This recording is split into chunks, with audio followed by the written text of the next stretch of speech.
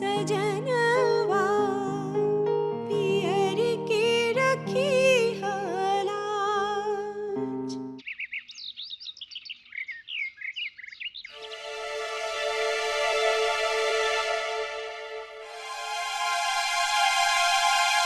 आइए जीजा जी, हम आपके लिए चाय लाते हैं। नहीं कंचन, रहने दो। जीजू, सुबह सुबह एक अच्छी चाय से सारा दिन तरोताजा हो जाता है। हम अभी लाते हैं।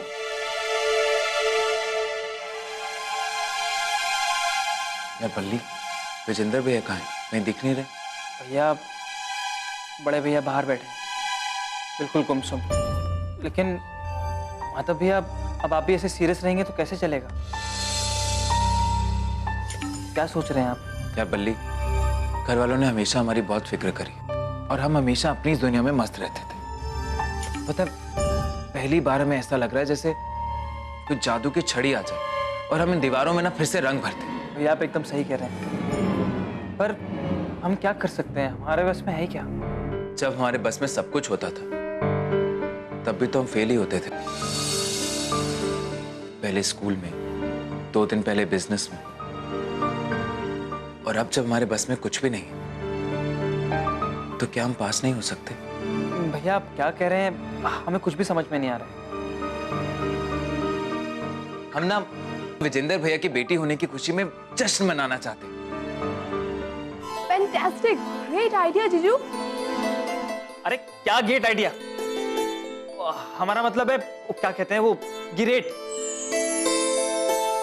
अरे बड़की अम्मा के बारे में सोचा है आप लोगों ने? उन्हें पता लग गया ना तो हमको घर से बाहर निकाल देंगे। तुमने सरोजा के बारे में सोचा है? वो अकेली लड़ रही हैं सबसे। बोलो बल्ली, क्या इस बार हम जीत जाएंगे?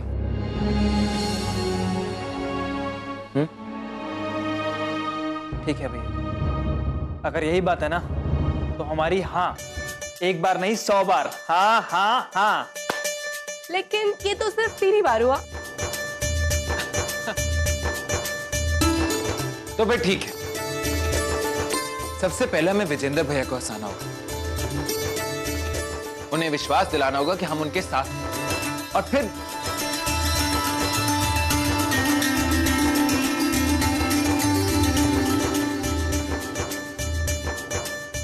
माधव भैया, बहुत मुश्किल है, पक्का मरेंगे हम लोग, लेकिन फिर भी हम आपके साथ थे और आपके साथ रहेंगे। थैंक यू बल्ली। वैसे भी सरोजा जी जो कर रही है ना, उसके सामने कुछ भी नहीं।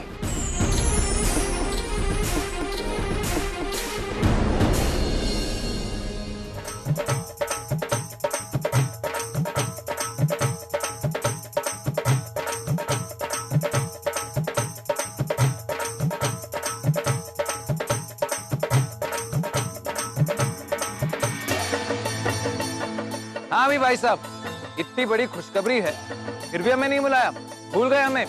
चलो चलो उठो, जश्न मनाओ। अरे आ जाओ।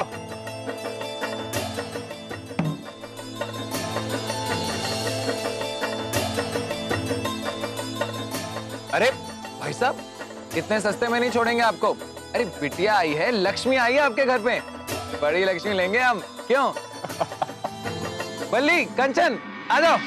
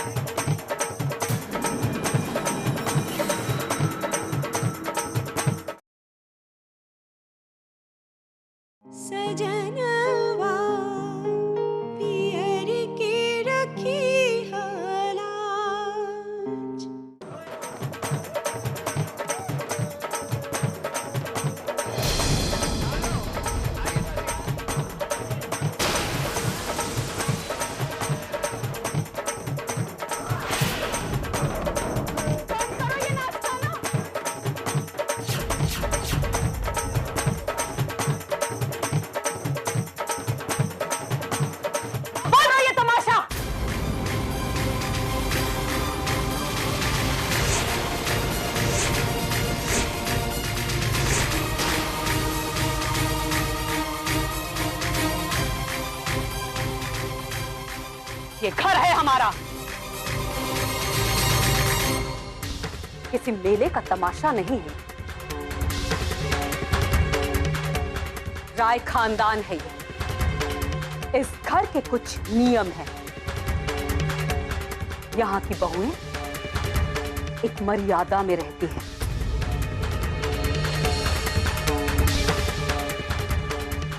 कुछ परंपराएं हैं यहाँ इस घर की।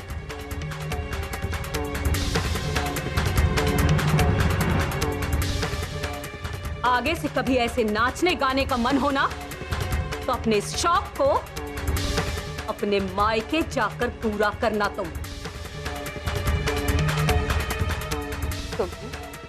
तुम्हारे मायके भिजवा देंगे।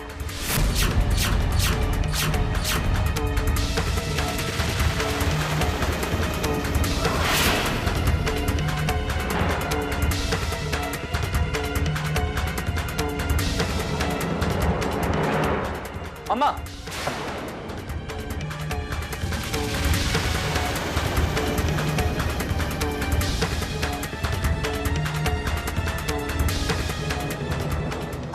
जी बहू जब घर की चौखट पार करके इस तरह की हरकत करती है ना, तो वो बहू नहीं कुछ और बन जाती है। वो घर की बहू नहीं रह जाती।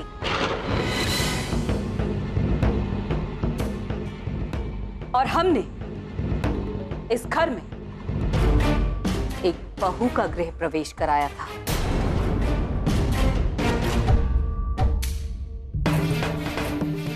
एक बात याद रखना सरोजा बहू, आदमी शायद बहुत तरीके के होते होंगे, मगर औरत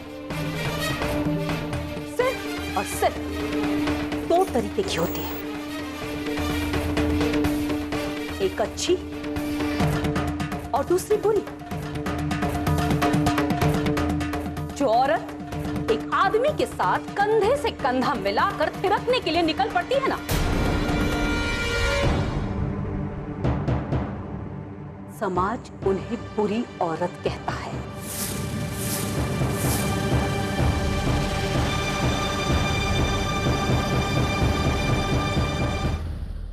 क्योंकि एक अच्छी औरत को यह समाज घर की 4 दीवारी के अंदर 4 धाम पूजते हुए देखना चाहता है। उनका सपना, उनका संघर्ष, उनकी थकान, उनका आराम, उनका मातम, उनका जश्न, सब कुछ उस घर की 4 दीवारी के अंदर ही बीतता है। और वहीं उन्हें मुक्ति मिलती है। और उन्हीं औरतों से जुड़ी हुई कुछ बेजान दीवारें घर बन जाया करती हैं। उन्हें समाज और उनका मान रखने वाली औरत एक अच्छी औरत कहलाती है, एक अच्छी बहू मानी जाती है, एक आदर्श बहू, समझी? इसलिए आज से ये चौखट तुम्हारी लक्ष्मण रेखा है, याद रहे।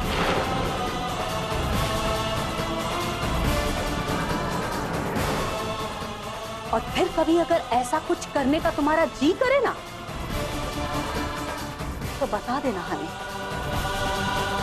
तुम्हें तुम्हारे मायके भेजने का इंतजाम करवा देंगे हम।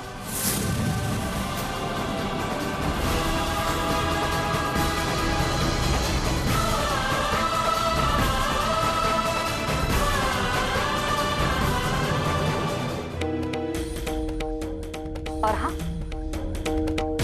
अपनी इस बहन को कुछ तौर तरीके सिखाओ, कुछ नियम कानून, कुछ तौर तरीके सिखाओ इसे। मेहमान बन के आई है, मेहमान बन के रहे। उनके मातम पर ढोल नहीं बजाते।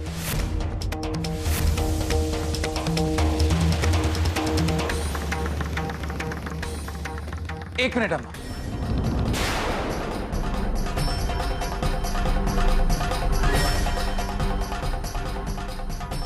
या जो कुछ भी हो इस सब में ना तो सरोजा जी की कोई गलती है और ना ही कंचन की। हमने पूछा तुमसे कुछ? किसी की वकालत नहीं सुननी है हमें। हम वकालत नहीं कर रहे हैं। माधव, चुप हो जाओ। वैसे भी इस घर में दुख का पहाड़ टूट पड़ा है। हमारी परेशानी और मत बढ़ाओ। आपको सुनना पड़ेगा। या जो कुछ भी हुआ, ये ढोल नगाड़ा, ये जश्न, ये हमने किया। हमने जबरदस्ती सबको खींचा, हमने सबको नचाया। हाँ तो तुमने शुरुआत की सो की, लेकिन ये तुम्हें रोकने के बजाय तुम्हारे साथ उस हुड़दंग में शामिल हो गई।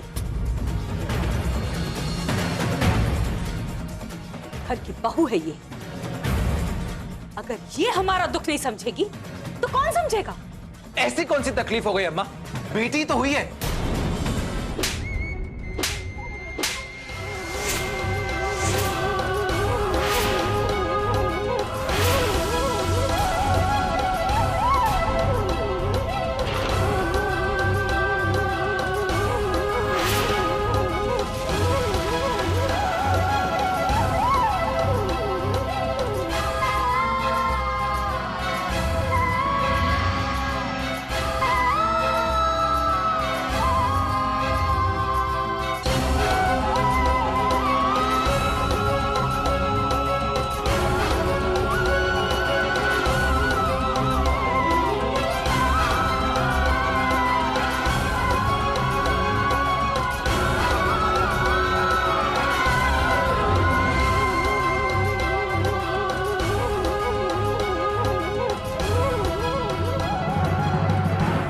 माता सुनो,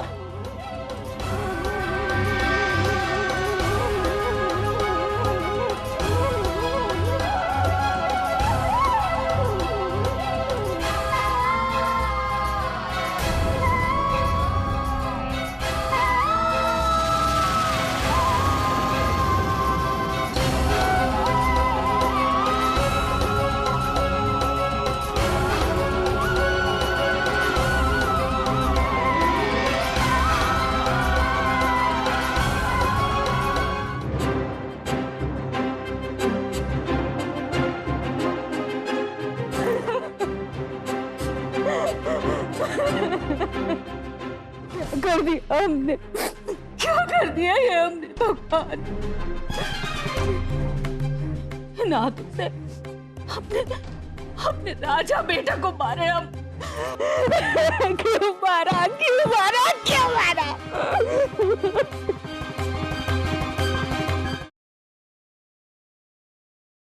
सजनवा पियर के रखी हलाज। क्यों मारा, क्यों मारा, क्यों मारा? अम्मा एक बात कहें, आपके हाथ के खाने की ना बात ही कुछ और है। मतलब खाते खाते पेट भर जाता लेकिन मन नहीं भरता। वाह। चल झूठा, हमसे ज्यादा चापलूसी करने की जरूरत नहीं है।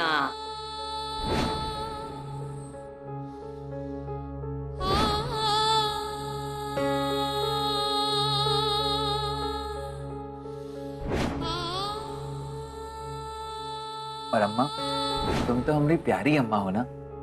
अगर हम तुम्हें गुरु कह देंगे तो फिर हम अपनी अम्मा किसे कहेंगे?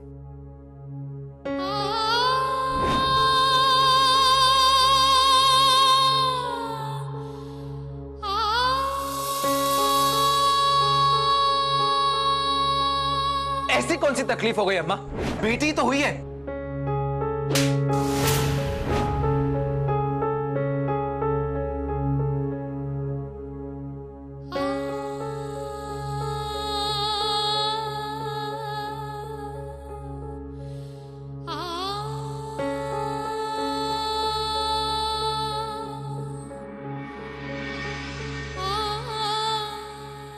मिसेस प्रमुख जी, ये क्या पर उपदेश कुशल बहू तेरे? अभी कल ही तो आप हमको समझा रही थी कि जवान बेटे पर आपा नहीं खोया जाता। राज, आपने उसे थप्पड़ मार दिया, वो भी उसकी साली और पत्नी के सामने। कितनी बेइज्जती महसूस कर रहा होगा वो। आपसे ऐसी भूल की उम्मीद नहीं थी हमें। प्रमुख जी, कभी सपने में भी नहीं सोचे थे हम कि अपने माधव को इन हाथों से मारेंगे कभी। लेकिन जब उसने कहा ना हमसे कि उसके होने से क्या तकलीफ है, तो ऐसा लगा जैसे जैसे बिजली कौंध गई हमारे दिमाग में प्रमुख जी। जब से वो लड़की पैदा हुई है ना, कुछ भी अच्छा नहीं हो रहा प्रमुख जी। तिनका तिनका करके जैसे इस घर की सारी खुशियां, सारे सुख छिनते जा रहे। पहले की तरह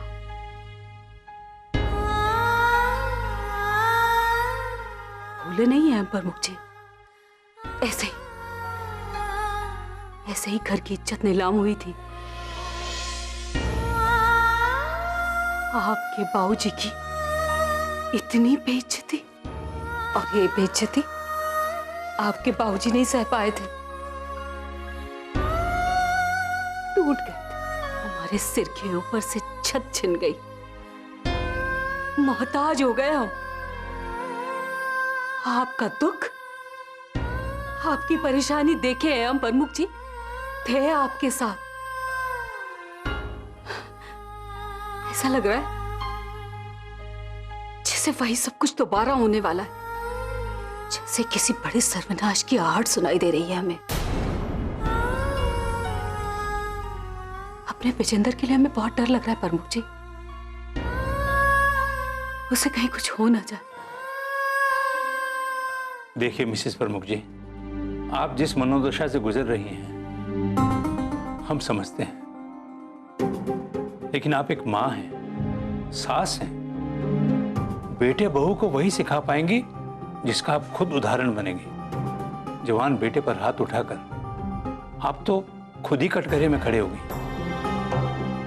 माधव तो माधव, अरे सरोजा बहू क्या सोचेगी आपके बारे में? अगर कल को कंचन ने अपने माँ बाप को जाकर सब कुछ बता दिया तो क्या इज्जत रह जाएगी इस घर की उनकी नजरों में? सोचा आपने?